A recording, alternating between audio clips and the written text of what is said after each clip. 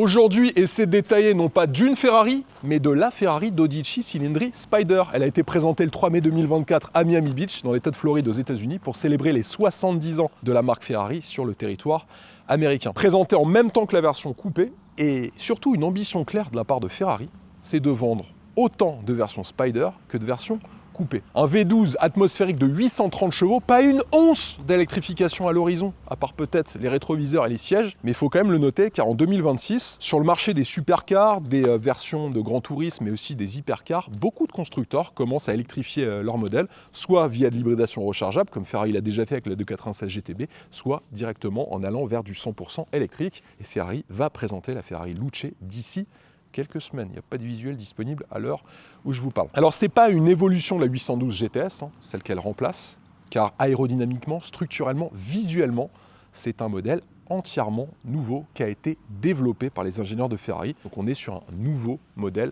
de A jusqu'à Z. Pour vous mettre un petit peu de contexte, un Ferrari en 2024, c'est 13 752 voitures livrées à travers le monde. 6,68 milliards d'euros de chiffre d'affaires, plus 12% d'augmentation des ventes entre 2023 et 2024. Et malgré ça, le PDG de Ferrari, Benedetto Vigna, a précisé qu'il ne souhaitait pas se concentrer sur le volume, mais bel et bien l'excellence.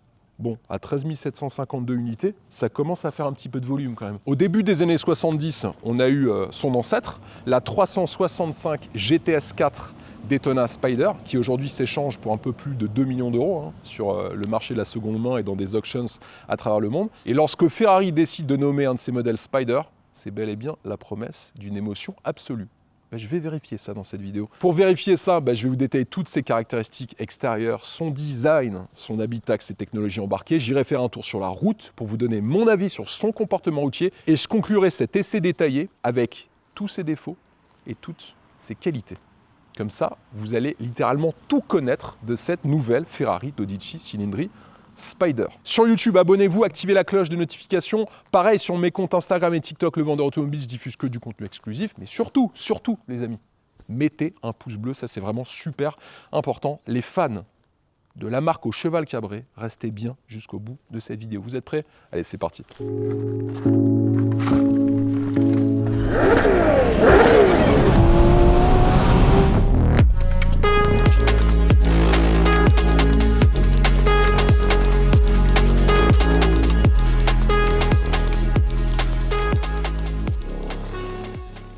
Celle-ci est presque neuve, mais vous le savez, sur le marché de l'occasion, il y a énormément de Ferrari d'occasion. Et c'est pour ça qu'il faut que je vous parle du sponsor de cette vidéo, grâce à qui je vous fais cet essai de la Dodici Cilindri Spider Car Vertical. Alors avec Car Vertical, quand vous allez trouver une voiture, vous pouvez demander un rapport à partir des numéros d'identification du véhicule. Et ce rapport, grâce à plus de 900 sources qu'ils ont et 30 pays, ça peut vous permettre de trouver toutes les anomalies qu'il y a sur une voiture que vous êtes sur le point d'acheter, savoir si elle a été volée, si elle a été accidentée, si le compteur a été modifié ou trafiqué. Et là, j'ai pris l'exemple sur leur site internet d'une Ferrari California qui cache un secret d'environ 60 000 €, rien que ça. Il y a eu sur cette Ferrari California un très grave accident et donc du coup, il y a eu beaucoup de travaux qui ont été nécessaires, plus de 60 000 € de travaux qui ont été nécessaires. Pourtant, en apparence, la voiture a l'air super propre. En plus, il y a une bonne nouvelle, c'est que si vous lancez une recherche et que vous ne trouvez strictement aucune donnée sur la voiture que vous êtes en train de chercher,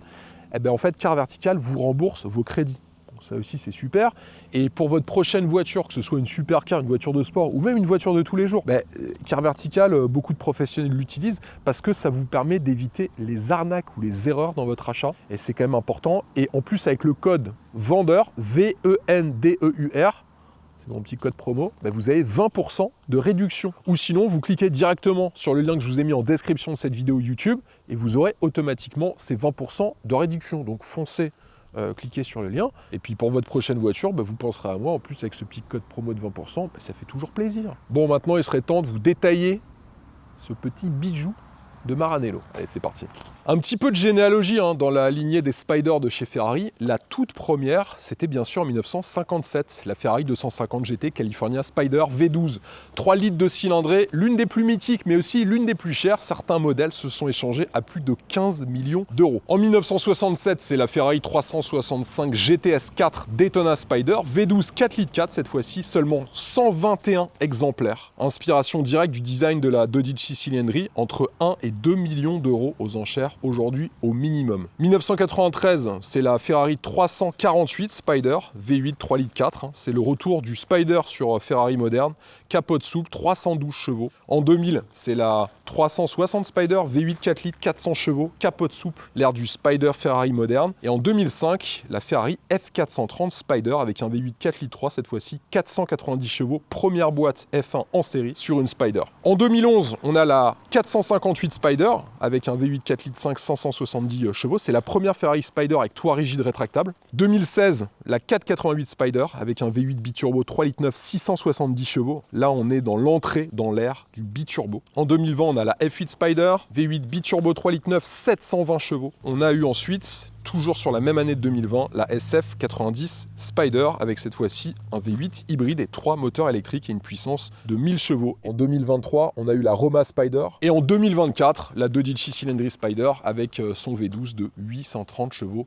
mais cette fois-ci atmosphérique. Donc là, c'est l'aboutissement de près de 70 ans d'histoire de la lignée des Spider. Sur l'extérieur, commençons par la face avant. Déjà, on a ce pare-brise qui a été entièrement développé pour pouvoir optimiser la circulation du flux d'air lorsqu'on conduit décapoté. Bien sûr, on a ce très long capot qui abrite ce monument, ce V12 atmosphérique. Alors très long, un petit peu à la manière de ce qu'on pouvait trouver sur une 812 GTS. Ça, Ferrari n'a pas changé la forme sur ces V12 à moteur avant. Il y a des extracteurs d'air qui sont assez proéminents juste ici pour venir évacuer l'air chaud du moteur. Et d'ailleurs, il faut savoir que tout le système de refroidissement du véhicule a été optimisé. Déjà, on a ces entrées d'air à l'avant. En gros, l'air entre par la calandre avant, circule sous le capot, le long du sous-bassement, et il sert à refroidir le moteur, les radiateurs, mais aussi les freins. On a les évacuations de l'air chaud du moteur par les extracteurs que je viens de vous montrer, et surtout l'optimisation aérodynamique. Le sous-bassement avant et arrière, il est équipé de générateurs de vortex, et ces vortex, ils vont canaliser les flux d'air vers l'extracteur,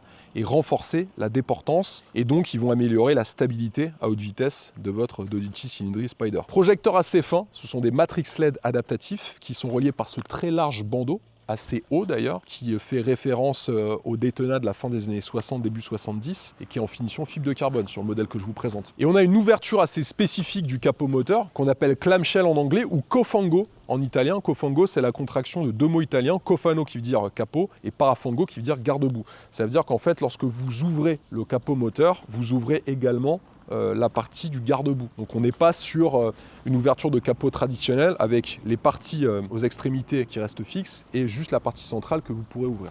Ça, c'est spécifique à cette version. Beaucoup d'inserts décoratifs en fibre de carbone sur les éléments aérodynamiques à l'avant. Elle a beaucoup de caractère, je trouve. Et puis, on retrouve même d'autres éléments aérodynamiques avec cette partie juste ici qui vient, elle aussi, améliorer la circulation du flux d'air sur les flancs du véhicule. Sur la partie latérale, alors beaucoup de choses à vous dire. Déjà, on est sur des jantes de 21 pouces avec des pneus Michelin Pilot Sport S5 sur le modèle que je vous présente. Vous pouvez aussi avoir des Goodyear Eagle F1 Super Sport. Freinage en carbone céramique avec des disques de frein de 398 mm à l'avant, 360 sur l'arrière et très fixe à 6 pistons à l'avant, 4 pistons sur l'arrière. Ici, on a un extracteur d'air, premier élément aérodynamique sur la partie latérale dont je souhaitais vous parler, qui vient en fait extraire l'air qui va être perturbé dans le passage de roue avant et ainsi permettre la fluidité de la circulation du flux d'air le long du véhicule. Un point aussi très distinctif sur cette version Dodici Cylindri Spider, c'est bien sûr ces ailerons de tête qui sont situés juste sur les extrémités, derrière les appuis-têtes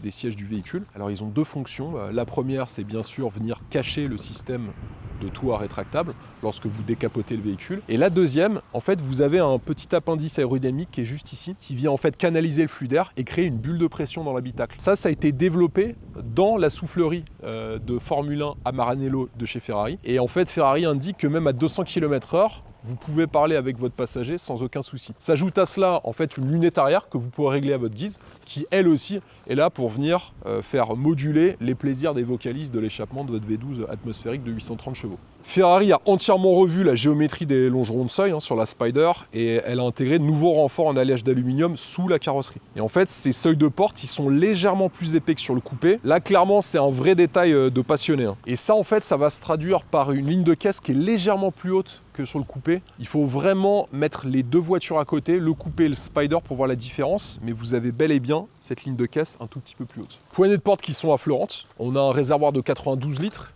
Et puis, point important, c'est qu'avec le programme TaylorMade de Ferrari, en fait, vous pourrez choisir n'importe quelle couleur sur la carrosserie de votre Dodici cylindrée Spider. En effet, il y a beaucoup de constructeurs de véhicules exclusifs, véhicules très haut de gamme, qui commencent quasi tous à proposer des teintes de carrosserie qui sont entièrement personnalisées.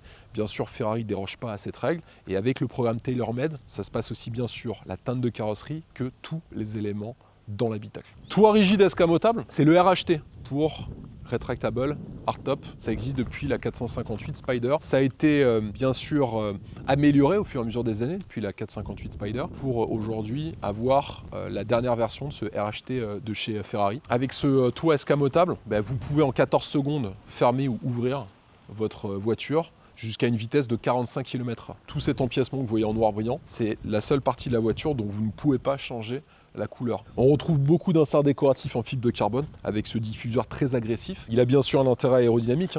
Il vient optimiser la circulation du flux d'air via les sous-bassements et leur vortex et pour l'extraire sur la partie arrière. Il y a aussi 2 doubles sorties d'échappement avec une forme rectangulaire qui sont présentes bien sûr à volet actif. Selon les modes de conduite que vous allez choisir, les vocalises de ce V12 atmosphérique vont changer. On a un système aérodynamique actif à 2 positions. Ça, c'est un point qui est très important à noter. La position low drag et high downforce, avec activation automatique du système à partir de 60 km/h. En position low drag, en fait, ce système il va diminuer la traînée aérodynamique. Ça va améliorer l'efficacité énergétique et la vitesse de pointe. Et en version high downforce, il augmente l'adhérence et la stabilité dans les virages. Ce qui est très distinctif sur l'arrière, c'est vraiment ces 2 bosses qui sont proéminentes. Ça, c'est bien sûr spécifique à cette version Spider. Et puis, petit clin d'œil à la Formule 1, on a le feu de marche arrière qui est au centre, de la même manière que les voitures de course. Alors 200 litres d'espace dans le coffre, c'est 70 litres de moins que la version coupée. En termes de dimension, c'est 4,73 m de long, 1,98 m de large et 1,29 m de haut. Donc on est exactement sur les mêmes dimensions que sur la version coupée. A noter que le poids sur la version Spider, il est plus élevé de 60 kg par rapport à la version coupée. Donc là on est à 1620 kg versus 1560 kg sur la version coupée. Sous ce capot, le cœur de cette Dodici Cylindri Spider, c'est le moteur F140 HD de chez Ferrari, donc un V12 atmosphérique, 6,5 litres, 830 chevaux, 678 Nm de couple. Là, forcément, les nuques vont être décalquées à l'accélération, comme j'aime le dire. Boîte à double embrayage, DCT à 8 rapports, c'est une boîte F1, avec des temps de passage juste hallucinants. Ça en est même déconcertant lorsque vous rétrogradez ou vous montez les rapports, tant la boîte de vitesse est efficace. Au niveau de ses performances, plus de 340 km/h en vitesse de pointe. Le 0 à 100 km/h sur la version Spider, c'est 3 secondes. 0 à 200, 8 secondes 3. Et sur la version coupée, le 0 à 100, c'est 2 secondes 9 et 7 secondes 8 de mémoire. Donc il y a très peu de pertes entre les 2 modèles. Bien sûr, la faute au poids supplémentaire du toit RHT, Retractable Hardtop de chez Ferrari, qui ajoute 60 kg sur la balance, forcément. Faut savoir que ce monstre de 830 chevaux, il peut prendre jusqu'à 9250 tours par minute. Les pistons montent et descendent plus de 150 fois par seconde. Et pour tenir à ces régimes sans exploser, Ferrari a utilisé des bielles en titane et des pistons en alliage ultra légers qui sont issus de la Formule 1. Et sur cette Spider, toit ouvert, ce moteur, il vous parle directement. Là, vous allez voir tout à l'heure sur la partie de l'essai routier, ça chante comme jamais. Ce moteur, il intègre aussi le système Aspirated Torque Shaping. Ça, c'est une première sur une Ferrari de série. En gros, il sculpte électroniquement la courbe de couple, principalement en 3e et 4e rapport, pour maintenir des accélérations très élevées avec une progressivité parfaite. En gros, vous avez plus de puissance, mais plus de fluidité et une courbe de couple qui est plus harmonieuse à tous les régimes. Ce qui est important, c'est que à partir des technologies qui sont développées en course, notamment la Formule 1, Ferrari est aussi obligé d'adapter et d'adoucir ses moteurs pour le commun des mortels. Parce que tous les acheteurs de ces voitures ne sont pas nécessairement des pilotes aguerris. Et quand vous avez 830 chevaux avec un V12 aussi coupleux, avec la pédale de droite, il y a un moment, si vous n'apportez pas un peu de douceur via la technologie, ça peut devenir très compliqué de conduire ces monstres. Prix de base de cette version Spider, environ 430 000 €, hors option et hors malus écologique. Parce que vous savez qu'en France, les génies qui nous gouvernent ont mis en place ce système fiscal complètement débile. Et en 2026, il faudra vous acquitter d'un malus écologique de 80 000 €. Rien que ça. Donc avec les options, S-Malus en France, c'est un véhicule qui va coûter facilement entre 550 et 600 000 euros. Ça peut monter au-delà, hein, notamment avec le programme Tailor-Made de Ferrari. Passons maintenant à l'intérieur avec du cuir, de l'Alcantara sur toute la contreporte. Vraiment sur les finitions, la qualité d'assemblage, on est sur un véhicule ultra exclusif. Hein. Vous ne pourrez pas trouver de défaut sur les assemblages, surtout sur les contreportes. Un système audio de série 15 haut-parleurs. En option, vous pouvez avoir le Systema Audio High-End qui est disponible sur notre modèle avec lui aussi 15 haut-parleurs. On a les sièges Daytona Style avec le centre en cuir. On retrouve les 3 écrans, le combiné d'instrumentation numérique de 15,6 pouces qui est face au conducteur, l'écran central tactile de 10,25 pouces au centre de la planche de bord et l'écran passager de 8,8 pouces. Alors l'écran passager, il affiche la vitesse, le régime moteur, la musique et aussi les données dynamiques. C'est le concept Dual Driving Zone de Ferrari. Vous avez l'Apple CarPlay, Android Auto qui sont disponibles et les commandes de climatisation, elles ont migré sur les écrans tactiles. Volant à 3 branches en cuir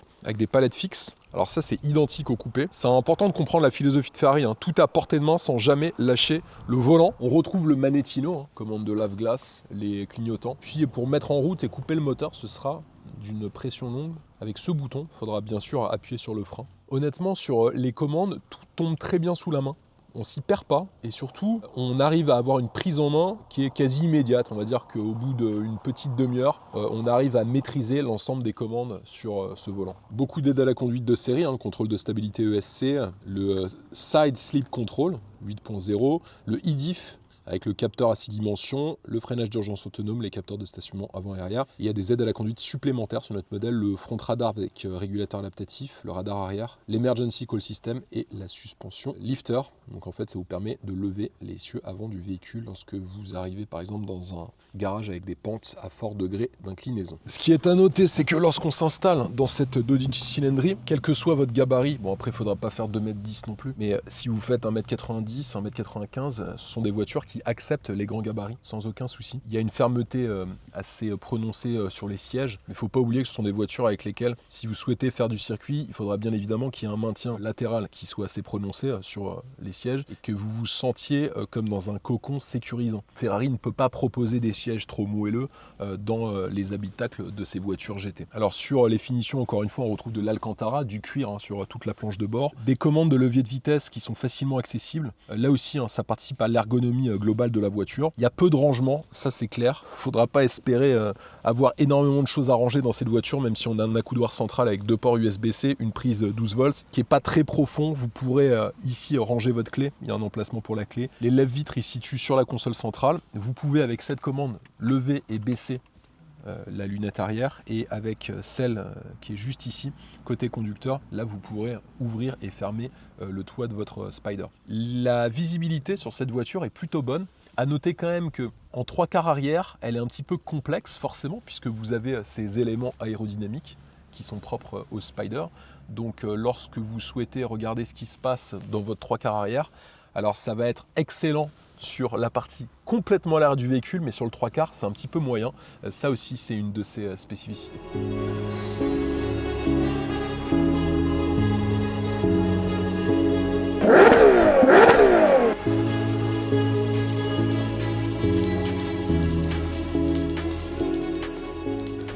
Passons maintenant à l'essai routier. Première chose déjà qui marque, hein, c'est la qualité des suspensions parce que vous avez des suspensions avec des amortisseurs magnéto-rhéologiques. Pour ceux qui sont passionnés d'auto, vous savez ce que c'est. En fait, vous avez un fluide qui va répondre à la sollicitation par aimant et qui va venir tantôt fluidifier ce fluide, tantôt le durcir. Et ainsi, ça va agir sur la souplesse des suspensions. Vous pourrez à la fois avoir une suspension rigide et ferme si vous souhaitez commencer à hausser le rythme et aussi bénéficier d'un confort assez marqué et significatif si vous souhaitez juste cruiser au volant de votre Dodge Spider. Alors c'est assez utilisé par des marques, des constructeurs de voitures de sport parce que ça vous permet quand même d'avoir un éventail d'utilisation assez large et donc d'utiliser aussi bien votre voiture le week-end pour aller chercher le pain que pour aller faire du circuit avec votre voiture de plus de 800 chevaux. Heureusement qu'on a le lift sur les Dodan. Alors c'est la seule limite un petit peu quand vous évoluez dans des villages, des zones avec des ralentisseurs, c'est qu'il faut systématiquement relever l'avant de la voiture, sans quoi vous risquez de sentir les frottements de la lame avant. Alors ce qui est bien, on vous indique en fait, il y a un logo bleu avec un pneu qui vous indique lorsque la température des pneus est bonne pour permettre d'accélérer avec votre voiture. Ça, c'est plutôt rassurant d'ailleurs. Oh là là, les passages de vitesse se font, mais... Oh là là. En fait, ce qui est très étonnant, c'est la rapidité des rétrogradages qui surprend. On a l'impression d'être dans une voiture de course. Oh là là. Oh là là là là là. Quelle violence!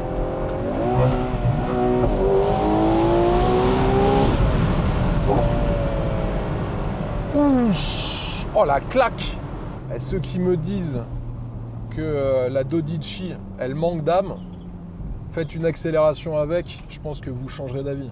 Le fait d'ajouter à ce genre de voitures de série, qui peuvent rouler sur la route avec une plaque d'immatriculation des technologies de voitures de course, notamment de F1, ça donne en fait des sensations qui sont tout simplement inconnues par rapport à une voiture de sport traditionnelle. Et c'est ce que fait Ferrari depuis très longtemps. C'est apparu dans les années 90 à l'époque avec les premières boîtes F1.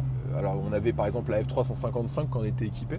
Même si à l'époque, la lenteur était quand même assez prononcée. Celle qui a un peu plus démocratisé ça, c'était la Modena avec sa boîte F1. Là, pour le coup, on avait quand même une voiture qui était pas proche de ce qu'on peut retrouver maintenant sur une F1, mais qui donnait du moins les sensations d'un passage de vitesse très rapide.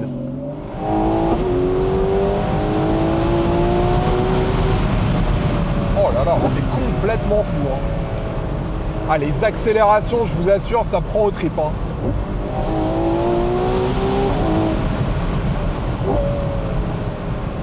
Pop, pop, pop, pop, pop, pop. Je vous assure qu'il faut rester concentré. Et ce qui est marrant, c'est qu'elle est simple à conduire. C'est pas une voiture qui est compliquée. C'est ça qui est complètement fou.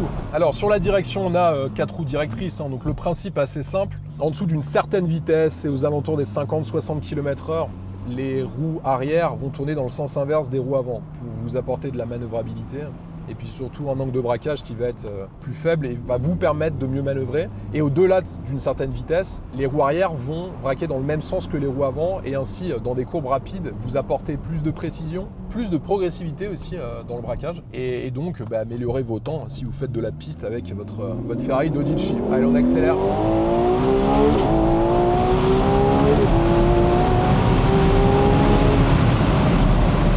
Oh là là, putain! C'est du délire cette voiture, je vous assure. Une chose qui est impressionnante, c'est que c'est très rapide, très puissant, très agile, très réactif, mais facile. Ça, c'est l'énorme différence par rapport à des Ferrari V12 à moteur avant d'il y a une vingtaine, trentaine d'années. Voiture qui était quand même complexe à emmener, qui pardonnait pas. Là où aujourd'hui, quand on conduit ce genre de voiture, on n'a pas peur d'accélérer à fond. Pour avoir conduit il n'y a pas très longtemps une 599, je vous assure que la 599, c'est pas la même. Parce qu'une 599, vous accélérez un petit peu trop, elle risque de vous satelliser assez facilement, notamment quand vous êtes sur des routes humides. Bon, les performances sont complètement folles. 0 à 100 km/h, 3 secondes, à peine plus de 8 secondes pour le 0 à 200 et plus de 340 km/h en vitesse de pointe. Donc là, il faudra quand même aller sur des pistes adaptées pour pouvoir tester ça parce que sur route ouverte, il faut quand même être raisonnable. Ce sont des voitures, elles ont de telles performances qu'elles ne sont pas du tout exploitables sur route ouverte. Par contre, vous pourrez profiter quand même d'une facilité de conduite qui est quand même très présente.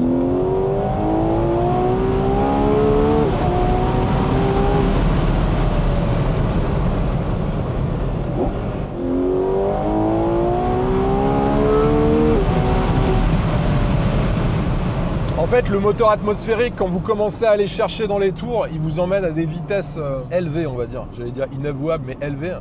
Il faut quand même être conscient que, déjà, on a des limitations de vitesse à respecter, mais ce sont des voitures où vraiment, si vous souhaitez utiliser la puissance, aller sur circuit ou aller en Allemagne ou achetez-vous une maison à Stuttgart, ça vous permettra d'utiliser les autobahns sur les portions illimitées seulement parce que quand je fais des vidéos en Allemagne, d'ailleurs vous êtes nombreux à me dire c'est génial l'Allemagne pour ça, mais en fait il y a très peu de tronçons d'autoroute sur lesquels vous pouvez accélérer fort. Alors le bruit, en fait ce qui est très intéressant, c'est que quand vous êtes à l'arrêt en rythme normal, la voiture fait quand même un bruit je trouve assez classe et élégant. Et quand vous souhaitez pousser dans les tours, à 9000 tours, en fait la voiture elle a un second souffle qui est complètement incroyable. Écoutez.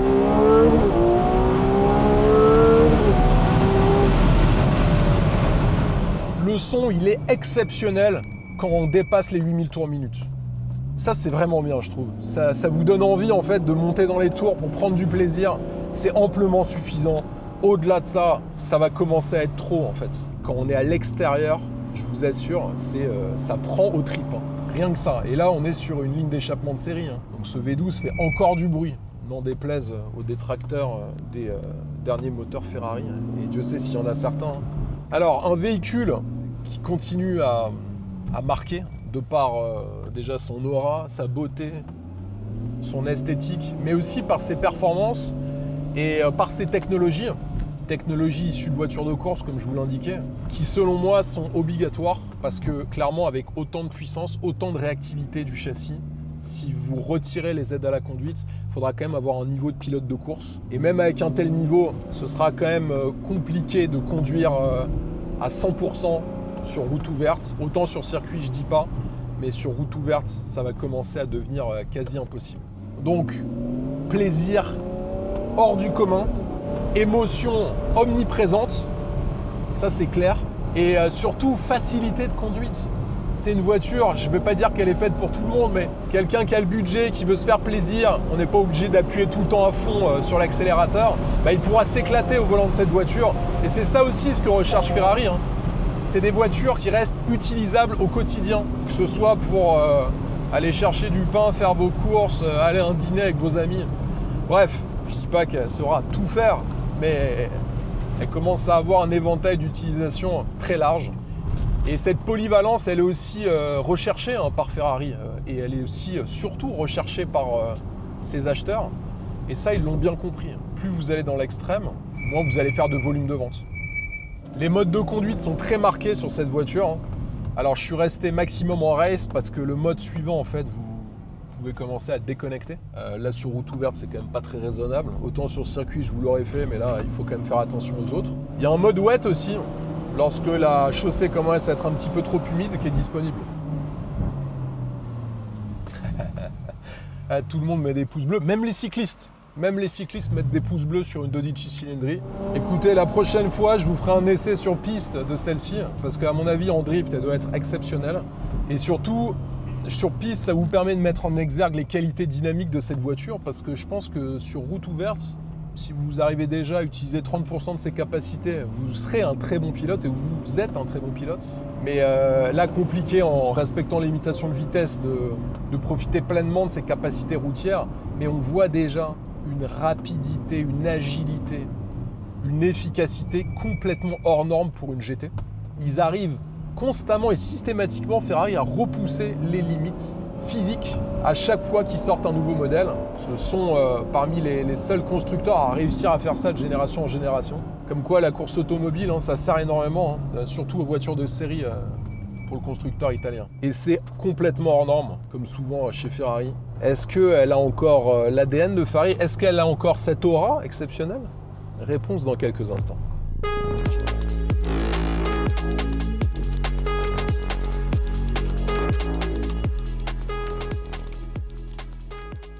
Il faut maintenant conclure l'essai de cette nouvelle Ferrari Dodici Cilindri Spider. J'aime pas conclure quand j'essaie des Ferrari, je vous le dis. Une voiture que j'ai eue pendant 2 belles journées.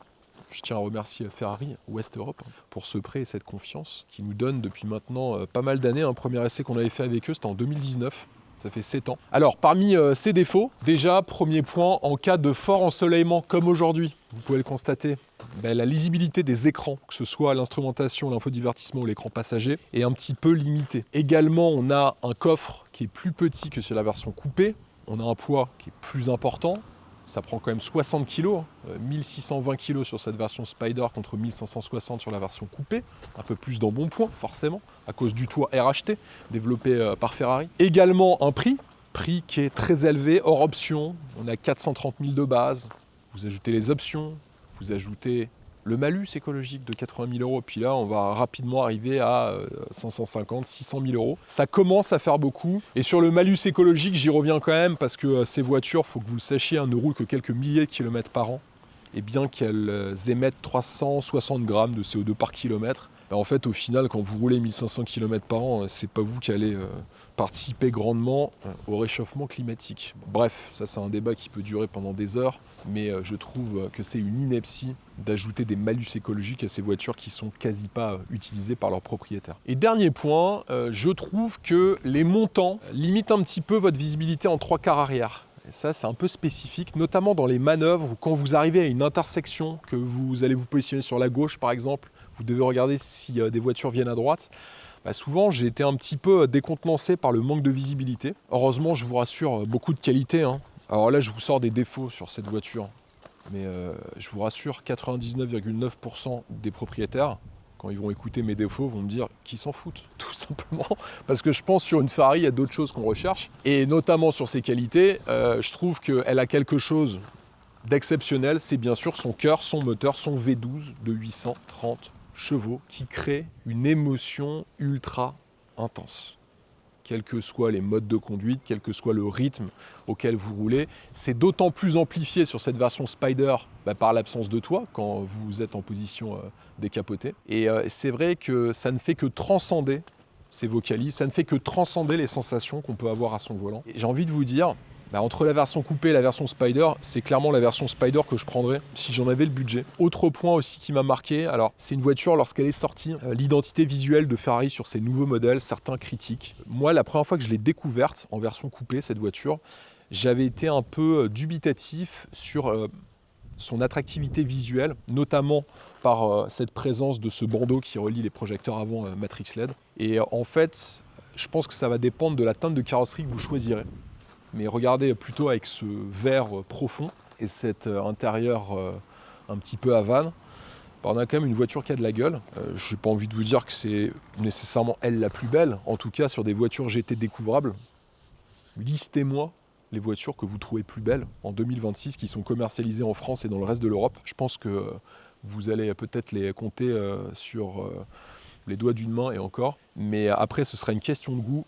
En tout cas, je trouve à titre personnel, je trouve qu'elle est très réussie. Alors, parce que j'y ai passé du temps en fait à l'observer en statique.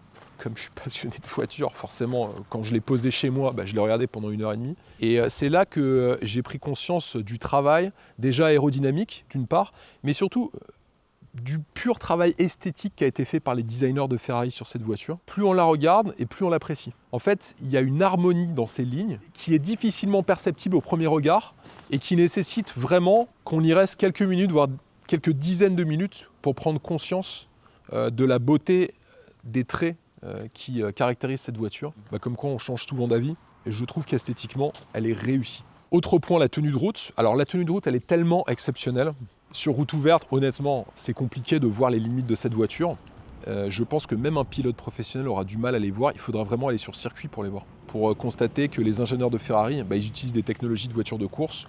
Ils les transposent dans des voitures de série pour en faire des véritables armes de guerre, des scalpels chirurgicaux sur la route. Et celle-ci ne déroge pas à la règle. Les nouvelles générations de Ferrari ont une efficacité sur route et sur circuit qu'il est difficile d'égaler. Rien que ça. C'est selon moi, sur ce type de voiture, le meilleur compromis entre grand tourisme, sportivité et même ultra-efficacité. Et je pense qu'en 2026, il n'y a que Ferrari qui arrive encore à proposer des tenues de route aussi exceptionnelles et surtout avec une étendue de l'utilisation aussi large. Et ça, c'est un point important à préciser. Autre point, les vocalises du V12. Même si je trouve par rapport à une 812 Superfast, au fur et à mesure des générations, on perd un petit peu de ce côté métallique qu'on pouvait trouver sur des Ferrari il y a 20-25 ans. Ça reste tout de même, quand vous mettez sur les modes les plus sportifs et que vous accélérez à 9000 tours minute, il se passe quand même quelque chose. Ceux qui me disent « ouais, ça fait pas de bruit », arrêtez d'exagérer. Je suis désolé, un V12 6 litres 5 comme ça, vous mettez pied dedans, vous êtes à 9250 tours minute, je vous assure que vos voisins, si vous passez devant leur maison à 3h du mat, ils vont vous détester. Ça reste quand même très émotionnel comme voiture. Le nom Spider n'est pas du tout galvaudé sur cette nouvelle génération. Autre qualité, une boîte DCT à double embrayage exceptionnellement rapide. Dernier point, c'est la qualité qui me marque, c'est l'aura que Ferrari arrive encore à avoir en 2026. Ok, ça fait tourner les têtes, mais je vous assure qu'au-delà de faire ça, ça crée encore de l'émotion, du rêve. ça crée quelque chose qui est assez imperceptible, non seulement dans les yeux des passionnés, mais aussi dans les yeux de gens qui ne sont pas du tout passionnés par l'automobile, par sa beauté, son bruit, son aura, sa présence, son ADN, en fait, est immédiatement perceptible. Et ça, Ferrari arrive encore à le faire en 2026, et c'est ce qui me marque encore. J'ai lu dans des essais que certains disaient que Ferrari perdait un petit peu son âme. Franchement, quand vous essayez ça, pendant une journée, 2 jours, même quelques heures ou quelques minutes, et que vous me dites que ça a perdu son âme, j'ai du mal à vous comprendre, je suis désolé de vous le dire, parce que ça a encore une âme et une sacrée âme, je peux vous l'assurer. Je pense que Ferrari comprend encore comment créer de l'émotion dans la tête de ses propriétaires, mais dans la tête aussi des gens qui ont la chance même de s'asseoir dans le siège passager. Et c'est ce qui continue à faire vibrer, c'est ce qui continue à créer de l'émotion et à créer la réputation de cette marque et surtout la légende de cette marque. Je ne sais pas si je vais dire pareil sur l'essai de la Dodici Cylindri coupée. En tout cas, celle-ci me laisse une trace assez indélébile. Dans son ensemble, un package émotionnel de beauté, de performance, d'aura, d'ADN, de voiture de sport, etc. Franchement, c'est difficile à égaler. J'ai pris beaucoup de plaisir à faire cet essai. Dites-moi en commentaire si vous, avec le budget, vous seriez prêt à acheter une Dodici Cylindri Spider. J'aimerais vraiment avoir vos retours. Je réponds à tout le monde, j'essaye de répondre à tout le monde en commentaire de la vidéo YouTube, donc mettez vos commentaires en description de la vidéo. Et surtout, abonnez-vous à la chaîne Le Vendeur Automobile. C'est chaque vendredi à 17h les amis, donc abonnez-vous, activez cette fameuse cloche de notification, mettez un pouce bleu si la vidéo vous a plu, et abonnez-vous à mes comptes Le Vendeur Automobile sur Instagram et TikTok, je diffuse que du contenu exclusif. Moi je vous dis à la semaine prochaine, allez ciao.